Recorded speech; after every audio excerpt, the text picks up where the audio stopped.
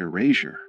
What if the first president was not the man on the dollar bill, and the truth was deliberately compressed into a footnote so small that generations never saw it? Because before George Washington placed his hand on the Bible in 1789, another man had already held the title of President of the United States.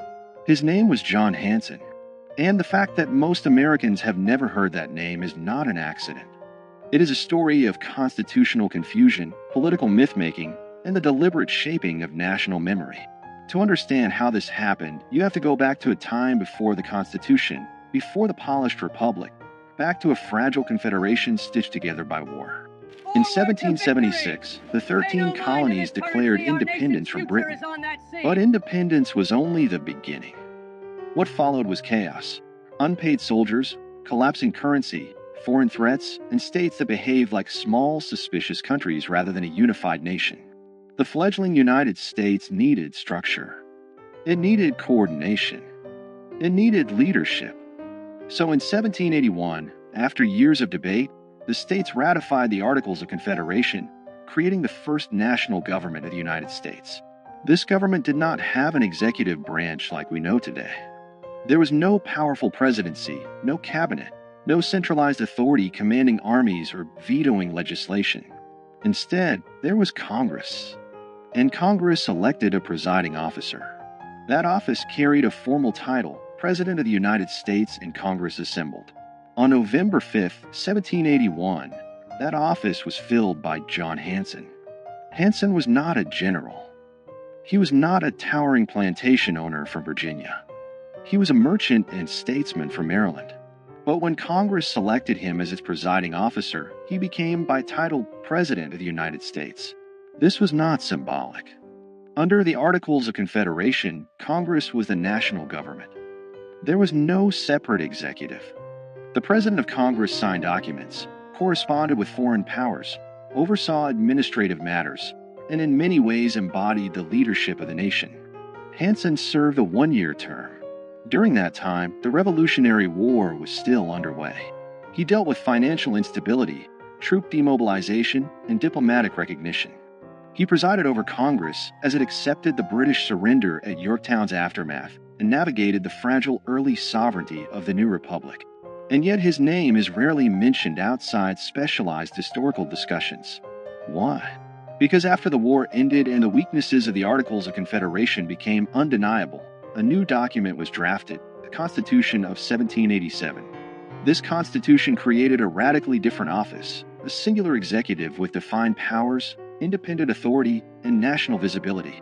It created what Americans now recognize as the presidency. In 1789, George Washington was elected under this new constitutional framework. He was not the first man to hold the title President of the United States, but he was the first president under the Constitution. That distinction matters. But over time, nuance was erased.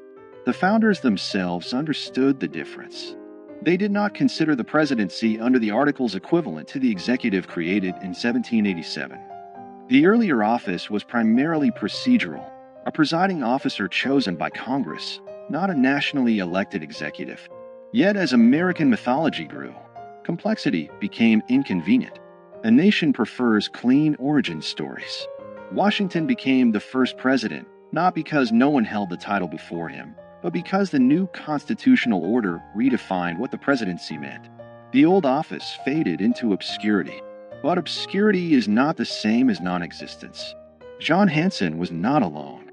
Before Washington, several men served as President of Congress under the Articles of Confederation, including Peyton Randolph, Henry Laurens, John Jay, and others.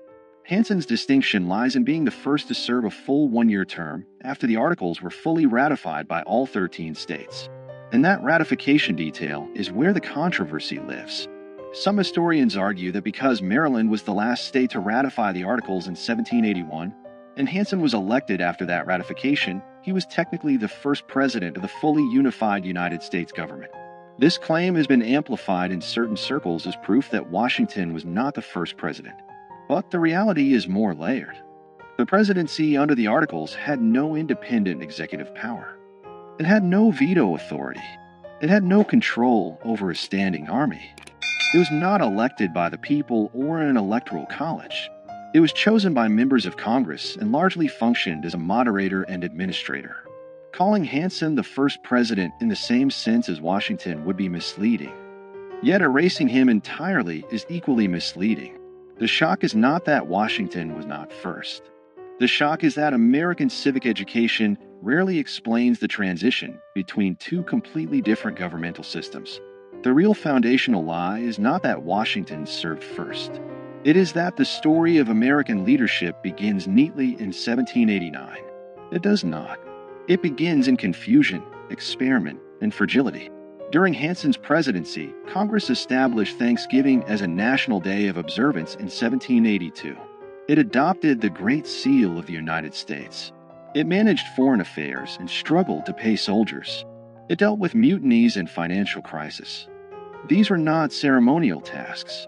They were existential. Yet when the Constitution replaced the Articles, the previous system was treated almost like a draft that never counted. The national memory pivoted hard toward the stronger executive model, and the earlier presidents of Congress became historical footnotes. Why would a nation simplify its own origin? Because power shapes narrative. The Constitution was framed as a corrective to weakness. Federalists argue that the Articles created a government too feeble to survive. By elevating Washington as the first president, the new system symbolically reset the clock. It framed 1789 as year one. The earlier period became a prelude rather than a beginning. This was not necessarily a malicious conspiracy. It was nation-building through storytelling. But storytelling always chooses emphasis. And when emphasis becomes repetition, repetition becomes truth. Over time, monuments, textbooks, and civic rituals reinforce the narrative. Washington was father of his country. He set precedents. He defined the executive branch. He stepped down voluntarily, shaping democratic norms. All of that is true. But what disappeared in the retelling was a messy prologue. The presidency did not emerge fully formed. It evolved. Under the Articles of Confederation, the central government had no power to tax. It could not compel states to provide troops or funds. Economic instability led to unrest like Shays' Rebellion in 1786–87. These crises exposed structural weaknesses. The Constitutional Convention of 1787 was not simply an upgrade, it was a reinvention. The executive office created in Article 2 of the Constitution bore little resemblance to the presiding officer of Congress under the Articles. Washington's presidency represented a new experiment entirely. But here is where document shock enters the story. The Articles of Confederation explicitly used the title President of the United States in Congress assembled. That phrase is preserved in historical records. It is not folklore. It is written law. That means technically that someone held the title before Washington. The shock is not fabricated. It is documented.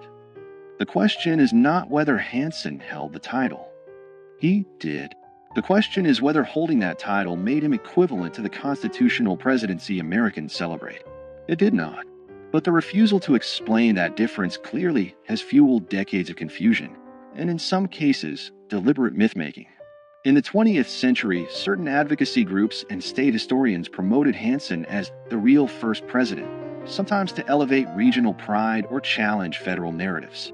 Statues were erected. Claims were printed in pamphlets. The nuance disappeared again, this time in the opposite direction. History swung from erasure to exaggeration. The truth lives in the middle. Washington was the first president under the United States Constitution.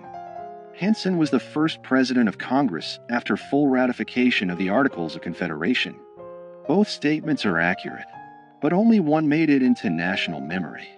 This selective remembering reveals something deeper about American identity. The country prefers strong beginnings. It prefers heroic founders over experimental committees. It prefers marble certainty over procedural evolution. And so the fragile Confederation years are compressed into a blur between 1776 and 1789. That compression has consequences.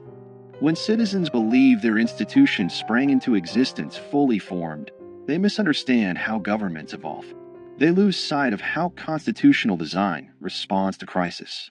They forget that American democracy was not inevitable. It was negotiated, revised, and sometimes nearly abandoned. John Hanson's obscurity is not a scandal in the sense of conspiracy. It is a symptom of how nations curate memory. But in a broader sense, it does change everything. Because if the first chapter of the presidency has been simplified, what else has been streamlined for comfort?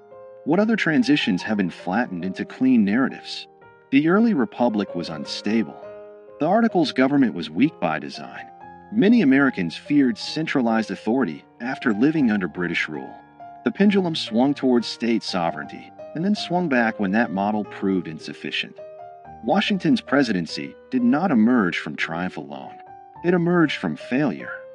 Understanding Hanson's role forces us to confront that failure. It reminds us that the United States had a first attempt at national government that did not work as intended. It reminds us that the presidency itself was born from revision. And it challenges the idea that history is a straight line. If Hanson is remembered only as a trivia question, was Washington really first? The deeper lesson is missed. The deeper lesson is institutional transformation. The presidency Americans know today is not static. It has expanded dramatically since 1789. Executive power has grown through war, legislation, judicial interpretation, and precedent. From Washington's cautious leadership to the sweeping authority exercised during the Civil War under Abraham Lincoln, to the global executive power of modern administrations, the office has continuously evolved. Recognizing the earlier presidency under the Articles reveals that evolution in its earliest stage. It shows that titles alone do not define power. Structures do. And structures can change. In the end, the accusation embedded in this story is not that America lied about Washington. It is that America simplified itself. It presented a polished origin instead of a complicated birth. John Hanson's relative obscurity is not an injustice of race or suppression in the way other historical erasures have been. It is a reminder that institutional memory is selective. But selective memory shapes civic understanding. When citizens learn that there was a president before Washington, even if only in a different governmental form, they are forced to reconsider what first really means. They are forced to look closer. And when people look closer at their foundations, they often discover cracks, not fatal ones, but human ones. That discovery does not weaken democracy. It strengthens it. Because mature nations do not fear complexity. They embrace it. America's first president was hidden, not in a secret archive, not in a burned document, but in the quiet margins of a transitional government that did not survive. And understanding that hidden chapter changes everything about how we see beginnings. It reveals that power is defined by structure, that titles can shift meaning, and that national memory is shaped as much by storytelling as by fact. George Washington remains the first president under the Constitution.